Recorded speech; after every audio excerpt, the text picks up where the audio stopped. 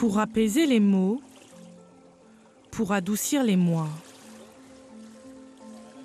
mais aussi pour garder la forme. Donc on en met une à califourchon dessus et l'autre on va s'en servir de guidon, on va faire le vélo comme la semaine dernière.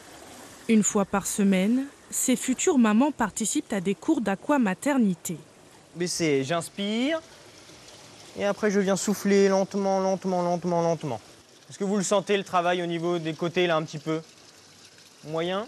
Des exercices simples sur des distances courtes, une sensation de légèreté grâce à l'eau, loisir hybride entre la natation et l'aquagym.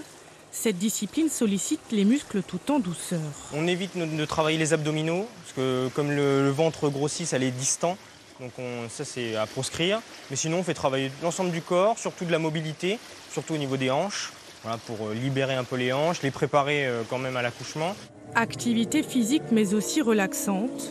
Amandine et Pauline, toutes les deux proches de leur terme, apprennent aussi à gérer leur souffle, à réguler leur débit d'air. On se sent bien, on se sent porté. Donc c'est vrai que c'est agréable de plus se porter soi-même.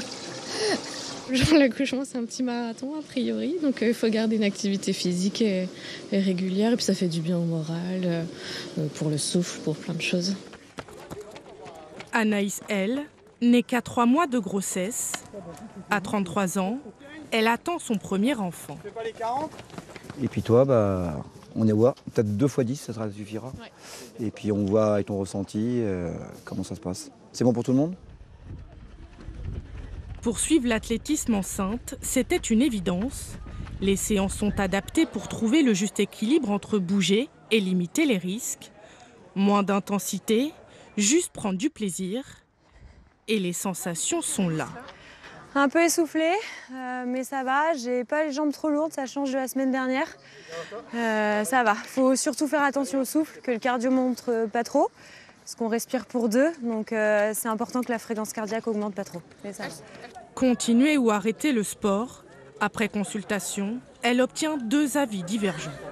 Un premier avis médical qui m'a conseillé, qui m'a dit qu'il fallait tout arrêter et se mettre à la natation parce que les sports un petit peu avec impact, dont la course à pied, ça pouvait être dangereux pour les fausses couches.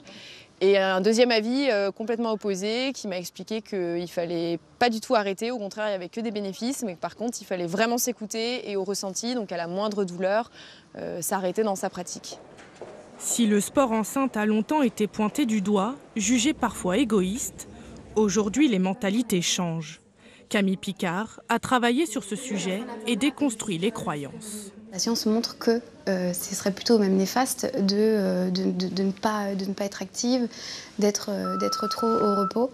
Et on sait que par exemple ce n'est pas dangereux et au contraire c'est très bénéfique. On diminue les risques de grossesse comme par exemple la prééclampsie, le diabète gestationnel, les fuites urinaires.